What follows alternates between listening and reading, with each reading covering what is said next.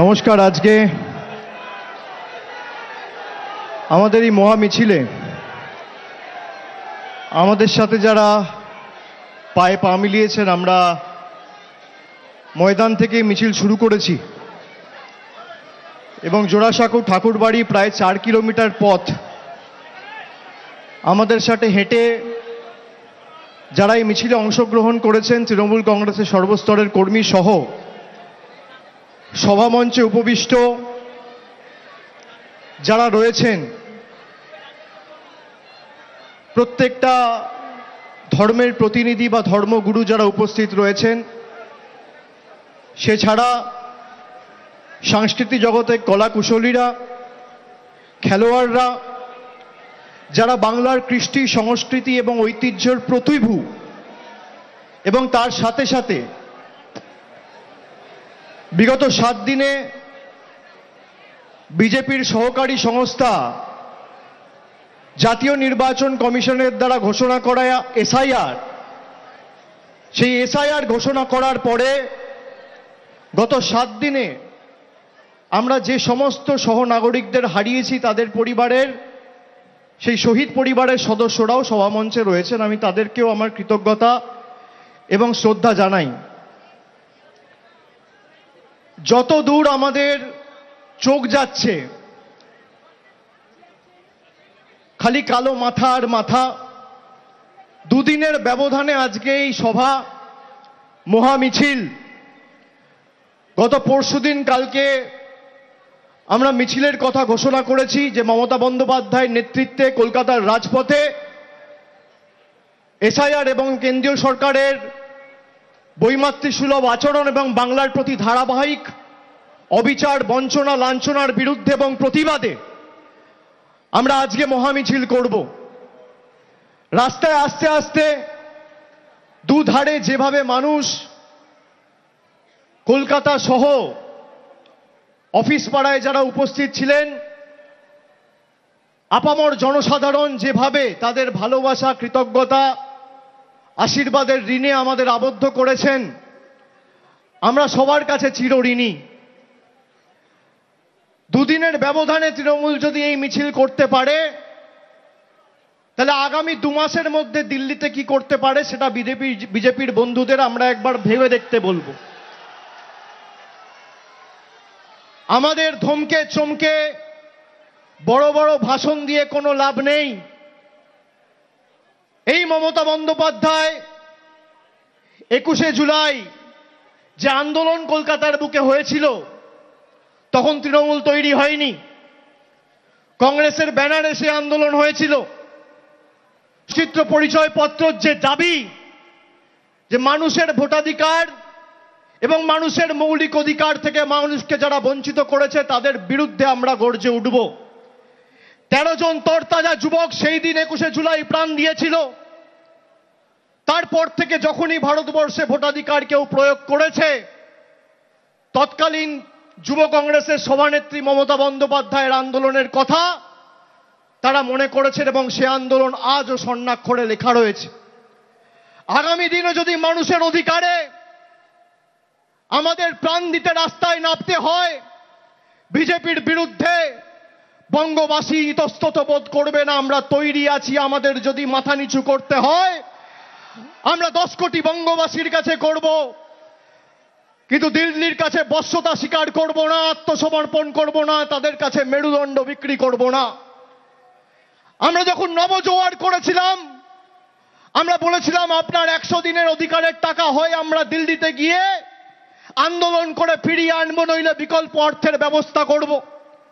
আমাদের সাথে বাংলার জনপ্রতিনিধিরা যারা ছিল, তপশিলি জাতি, উপজাতি, জনজাতি, মূলবাসী, সেই প্রতিনিধিদেরও অমিত শাহর অধীনস্থ দিল্লি পুলিশ চুলের মুঠি ধরে টেনে হিঁচড়ে তৎকালীন 2023 সালের অক্টোবর মাসে কৃষি ভবন থেকে বার করেছিল। আমরা শপথ করেছিলাম যে বাংলার ক্ষমতা কি তোমাদের দেখাবো, তোমাদের কাছে সব রয়েছে না, ভাবছো যা ইচ্ছা তাই করব, যখন ইচ্ছা যা ইচ্ছা ঘোষণা করব। আমি চাইবো যা চাই, জগৎ তাকে আমি না চাই। বাংলার মানুষের আশীর্বাদ নিয়ে আমরা রাস্তায় নেমেছিলাম। একদিকে 10 কোটি মানুষের আশীর্বাদ, আর একদিকে কেন্দ্র সরকারের ইডি, সিবিআই, মন্ত্রীরা, সুপ্রিম কোর্ট, হাইকোর্ট, বিচার ব্যবস্থার একাংশ, সংবাদ মাধ্যমের একাংশ, ইনকাম ট্যাক্স, নির্বাচন কমিশন, প্যারামিলিটারি ফোর্স। গোহারা হেরেছে, জয় হয়েছে বাংলার মানুষের। সেই 100 দিনে সুপ্রিম কোর্ট রায় দিয়েছে যে বাংলার মানুষকে টাকা দিতে হবে। আমরা বলেছিলাম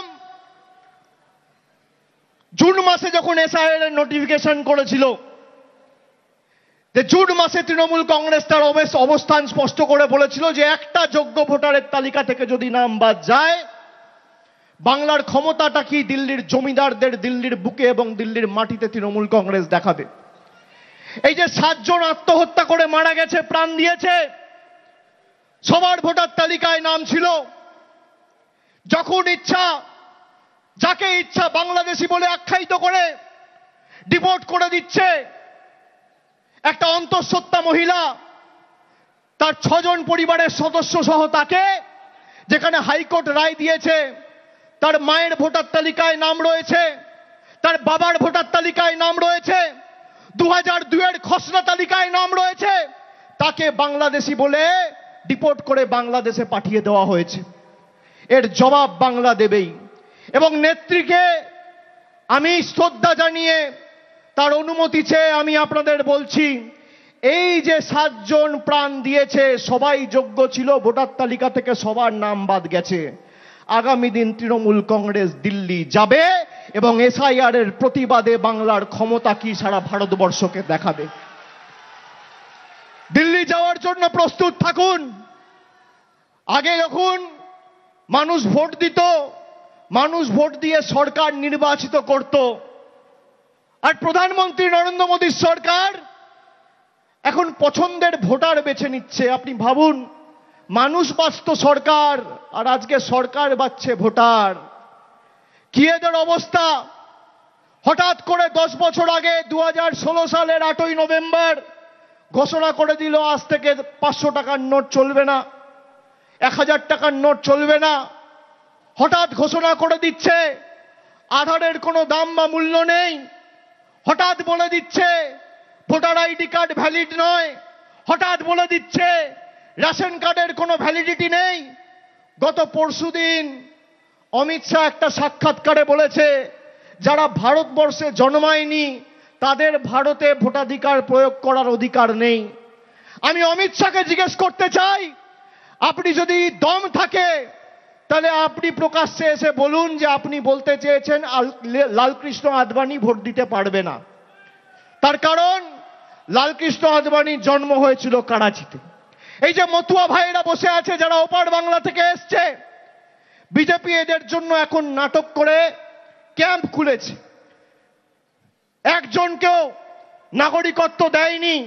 আর আমি বলি শুনুন, মতুয়া ভাইয়েরা, রাজবংশী ভাইয়েরা, এদের ফাঁদে পা দেবেন না। এদের ক্যাম্পে যদি আপনারা যান, আসামে 12 লক্ষ হিন্দু বাঙালির যা অবস্থা হয়েছে, আপনাদেরও একই পরিণতি ভারতীয় জনতা পার্টি করবে। আর আমি বুক ঠুকে বলে যাচ্ছি, যতদিন তৃণমূল কংগ্রেসের একটা সৈনিক এই বাংলার মাটিতে থাকবে, একটা মতুয়া ভাই বা একটা রাজবংশী ভাইকে বাংলাদেশি বলে আখ্যায়িত করে বাংলাদেশে ডিপোর্ট করতে আমরা দেব না। তার আগে আমাদের মৃতদেহের উপর দিয়ে ভারতীয় জনতা পার্টি এবং কেন্দ্র সরকারকে পেরোতে হবে। আপনারা এদের ফাঁদে পা দেবেন না।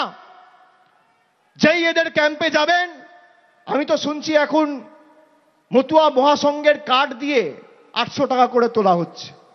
এই হচ্ছে বিজেপি।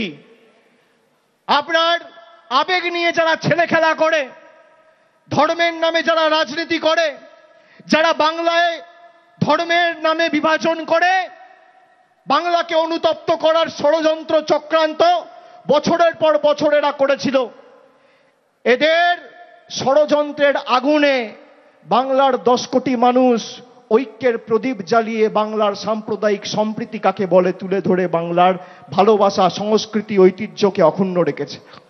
আমি বাংলার 10 কোটি মানুষকে কৃতজ্ঞতা জানাই, প্রণাম জানাই। হট করে এসআইআর ঘোষণা করে দিতে হবে, তার কারণ বিজেপি বাংলায় 2021-এও হেরেছে, 16-তেও হেরেছে, 19-এও হেরেছে, 24-এও হেরেছে।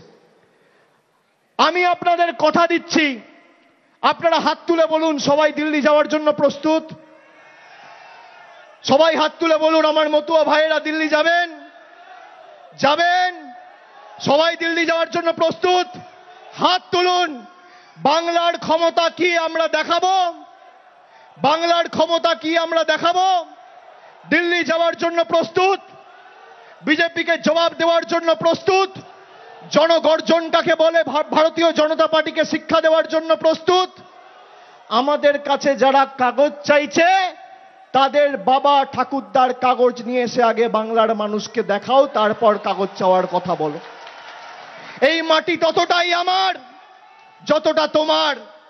এ মাটি ততটাই একটা সংখ্যালঘু সম্প্রদায়ের মুসলমান ভাইয়ের যতটা একটা হিন্দু ভাইয়ের, যতটা একটা খ্রিস্টান ভাইয়ের, যতটা একটা শিখ ভাইয়ের। এই মাটি যতটা একটা মতুয়া ভাইয়ের ততটাই একটা রাজবংশী মার। এই মাটি যতটা আমার, এই মাটি ততটা তোমার। বৈচিত্র্যের মধ্যে একতাই আমাদের মূল মন্ত্র।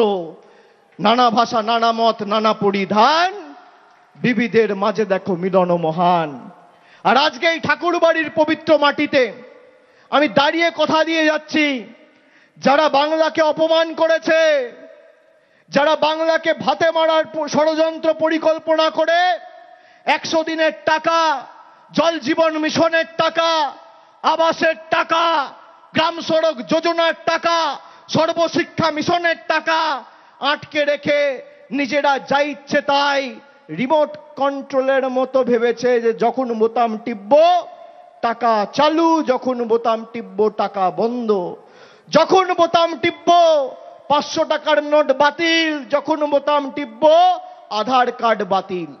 যারা মানুষকে রিমোট কন্ট্রোলের মতো পরিচালনা করেছে গত 5 বছর, আগামী 26-এর লড়াই শুধু মমতা বন্দ্যোপাধ্যায়কে চতুর্থবার মুখ্যমন্ত্রী করার লড়াই নয়, আগামীর লড়াই বিজেপিকে শূন্য করার লড়াই, বিজেপিকে শূন্য করার লড়াই, বিজেপিকে শূন্য করার লড়াই। যে কটা আবর্জনা এদিক ওদিক ছিটিয়ে পড়ে আছে, আজকে ভাবুন বাংলার মানুষের ভোট নিয়ে বাংলা থেকে 12 জন এমপি হয়ে বাংলার টাকা বন্ধ। বাংলা থেকে 77 জন এমপি জিতেছিল, এদেরকে শূন্যে নামাতে হবে। এদেরকে শূন্যে নামালে আজকে যদি 12 জন এমপি না জিতে তৃণমূল হয়েছে 29, যদি তৃণমূল 40 হতো তাহলে আজকে কি হতো? বিজেপি টাটা বাই বাই, থাকতো না। 10টা সিটের জন্য খালি সরকারটা রয়ে গেছে, তাও তো বিহারে ইলেকশন আছে 5-7 দিনের মধ্যে, দুটো ক্র্যাচ নিয়ে হাঁটছে। আর বড় বড় ভাষণ, এসআইআর হবে, এনআরসি হবে। এই ঠাকুরবাড়ির মাটিতে দাঁড়িয়ে মমতা বন্দ্যোপাধ্যায় এনআরসির বিরুদ্ধে 2019 সালের 16ই ডিসেম্বর মিছিল করে এই জোড়াসাঁকোতে সভা করে বলেছিল যে আমরা এনআরসি হতে দেবো না। পেরেছে অমিত শাহ, পেরেছে বিজেপি। আর আমি আবার বলছি, তোমরা চক্রান্ত করে জোর জবরদস্তি এসআইআর চাপাতে চাইছো। তৃণমূল মানুষের ক্ষমতা নিয়ে প্রতিবাদ প্রতিরোধ কাকে বলে আগামী 2 মাসের মধ্যে দিল্লিতে দেখাবে, তৈরি থাকুন। আমি আমার বক্তব্য দীর্ঘায়িত করব না, আপনারা অনেকক্ষণ ধরে এসছেন। আমরা সবাই আমাদের নেতৃত্ব থেকে তার বক্তব্য শুনবো, তার কথা শোনার জন্য আমরা এসছি। এবং আগামী দিন যতদিন এই প্রক্রিয়া চলছে, ভোটার লিস্টের কাজ, আমি সকলকে অনুরোধ করব কেউ ভয় পাবেন না। তৃণমূল কংগ্রেসের কর্মী সমর্থকরা রাস্তায় আছে। প্রত্যেকটা অঞ্চলে তৃণমূল কংগ্রেসের একটা করে হেল্প ডেস্ক ক্যাম্প খোলা হয়েছে। প্রত্যেকটা ওয়ার্ডে, শহর এলাকায় তৃণমূল কংগ্রেসের ওয়ার্ড ভিত্তিক ক্যাম্প রয়েছে, বিধানসভা ভিত্তিক ওয়ার্ড রুম রয়েছে। প্রায় 7,000-এর বেশি ক্যাম্প আমরা সারা বাংলা জুড়ে কুচবিহার থেকে কাকদ্বীপ করেছি। বাংলার মানুষের পাশে যতদিন তৃণমূল কংগ্রেস আছে, বাংলার মানুষকে কেউ দমিয়ে রাখতে পারবে না। চলবে না অন্যায়, টিকবে না ফন্দি, জনগণের আদালতে হতে হবে বন্দী। যে আমরা লড়াইয়ের ডাক দিয়েছিলাম 2023 সালে 100 দিনের লড়াই, আমাদেরকে অনেক চেষ্টা করেছিল আটকানোর, আটকাতে পারেনি। তারপরে রাজভবনে এসে আমরা ধর্ণা করেছিলাম, আইনত লড়াই হয়েছে, 2,58,00,000 জব কার্ড হোল্ডারের জয় হয়েছে। আগামী দিন 10 কোটি বঙ্গবাসীর জয় হবে। তাই চতুর্থবার শুধুমাত্র মমতা বন্দ্যোপাধ্যায়কে বাংলার মুখ্যমন্ত্রী করলেই আমাদের হবে না। যারা বাংলার মানুষকে পদে পদে লাঞ্ছিত, বঞ্চিত, নিপীড়িত, শোষিত, অত্যাচারিত, অবহেলিত বাংলাদেশি বলে আখ্যায়িত করে দাগিয়ে দিয়েছে, সেই বাংলা বিরোধীদের সবকটাকে ছেটিয়ে বঙ্গোপসাগরে ভাসান দিয়ে আবর্জনাগুলোকে তাড়িয়ে বাংলাকে বাংলা বিরোধী বিজেপি থেকে মুক্তি দিতে হবে। সকলকে আরেকবার ধন্যবাদ, কৃতজ্ঞতা, প্রণাম জানিয়ে সকলকে আরেকবার আমার শ্রদ্ধা নিবেদন করে আমি আমার বক্তব্য শেষ করছি। জয় হিন্দ, বন্দে মাতরম, জয় বাংলা। জোরে বলুন জয় বাংলা। পিছনে যারা আছে হাত তুলে জয় বাংলা, জয় বাংলা, জয় বাংলা। ভয় পাবেন না। অনেকে ভাবছে জয় বাংলা বললে নাকি বাংলাদেশি বলে বিজেপি আখ্যায়িত করবে। বাংলার মাটির এমন শক্তি, ভারতবর্ষের রাষ্ট্রপতি বাংলার মাটিতে দাঁড়িয়ে জয় বাংলা বলে গেছে। কারোর ক্ষমতা নেই। বলবেন, গর্ব করে বলবেন, বুক ঠুকে বলবেন, আওয়াজ উঁচু করে বলবেন, জয় বাংলা, জয় বাংলা, জয় বাংলা, জয় বাংলা, জয় বাংলা, জয় বাংলা। দুহাত তুলে জয় বাংলা, জয় বাংলা, জয় বাংলা, জয় বাংলা, জয় বাংলা, জয় বাংলা, জয় বাংলা, জয় বাংলা। অনেক অনেক ধন্যবাদ, নমস্কার।